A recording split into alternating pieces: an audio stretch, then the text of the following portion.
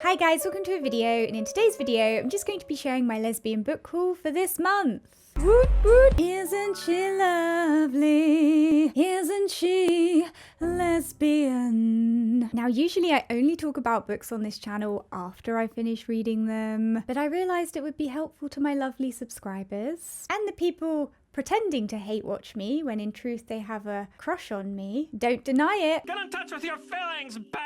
My first ever girlfriend also hated me before she was my girlfriend. That's a thing with me, okay? Anyway, I thought it would be helpful for my subscribers if they knew what I was reading beforehand so they could maybe read along with me and then possibly participate in reviews when they come out, and also so people don't have to worry about spoilers. As a disclaimer, these are not recommendations just yet. I bought these books because I like the sound of them, but I have no idea how good or bad they are. Always do your own research before buying any books. Unlike me when I bought The Honey Witch after seeing it on a TikTok video.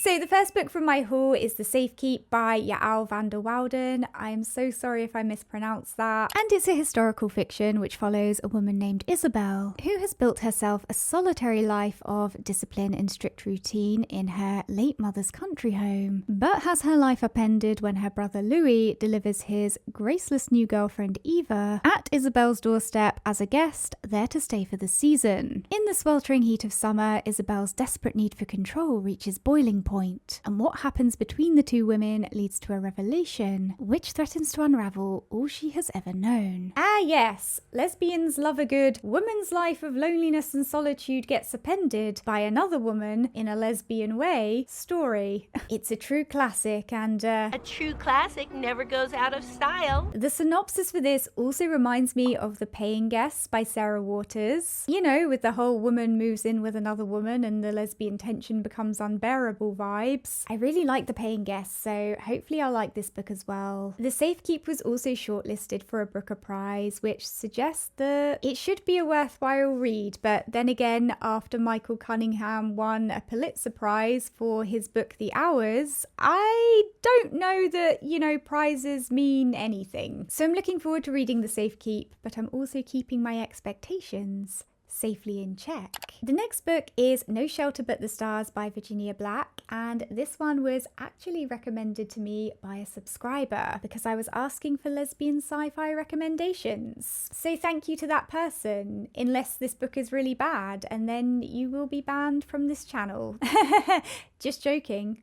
And it's an enemies to lovers story which follows Kyron Loyal, who is the last heir to the lost throne of a forgotten planet, and Davia Safane, who is the unrecognised daughter of an imperial despot. When happenstance pits them against each other in battle, neither expects that they are the only two people to survive. Marooned on a barren moon, their only hope of survival is to rely on each other. But what they will learn will either kill them or change the galaxy forever. Now, I'm excited to read this one because science fiction is a nice break from historical or fantasy fiction, which are the two genres that most of the Sapphic books I read commonly fall into. To the best of my memory, the only other two lesbian science fiction books I've read are Ammonite, which I thought was just okay, and The Long Way to a Small Angry Planet, which, to be fair, isn't a lesbian book, but it has a lesbian romance in it between a human woman and a lizard alien woman, which was hot. People hate me because I speak the truth. Okay.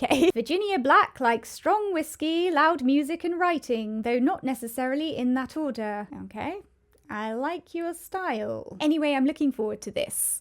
Next we have The Lamb by Lucy Rose, and I've seen quite a lot of buzz about this book. I actually tried to rent it out from my local library, but there was a waiting list of over 15 people, and I should have known better because lesbians flock to libraries like seagulls to chips. So of course a popular piece of lesbian fiction would have a long waiting list of lesbians waiting to read it. I was a fool to think otherwise, so I just ended up buying the book instead. Anyway, The Lamb is a modern coming-of-age horror folktale that follows an 11-year-old girl named Margot and her mother Ruth, who live isolated from society and sustain themselves by drugging, butchering and eating people who get lost in the woods and stumble upon their doorstep seeking help. However, one night a beautiful woman named Eden turns up and Ruth falls for her immediately. As a Yellow Jackets fan, I can certainly appreciate a good cannibalism Sapphic situationship, and similar to Yellow Jackets, I have a feeling that this book is going to be full of metaphors and themes which are going to be a lot of fun to unpack and discuss. This is definitely the book I'm most curious about. And the last book is A Sweet Sting of Salt by Rose Sutherland, which follows a young woman who, when she uncovers a dark secret about her neighbour and his mysterious new wife, has to fight to keep herself and the woman she loves safe. Now, this book is a lesbian reimagining of the classic folktale The Selkie Wife, which is a traditional Scottish folklore about a man who steals a female Selkie skin, forcing her to stay on land and become his wife. The Selkie, unable to return to the sea without her skin, longs for her true home, and while she may become a loving wife and mother, she will often be seen gazing longingly at the ocean, reminding her of her lost freedom. This is a tale which very much centres around themes of womanhood, oppression, autonomy, and identity. So it will be interesting to see how the reshaping of the story to include a female protagonist and Sapphic romance reframes certain aspects of the original tale. Just like The Lamb, I suspect there will be a lot to deconstruct and discuss in terms of themes and metaphors in this book,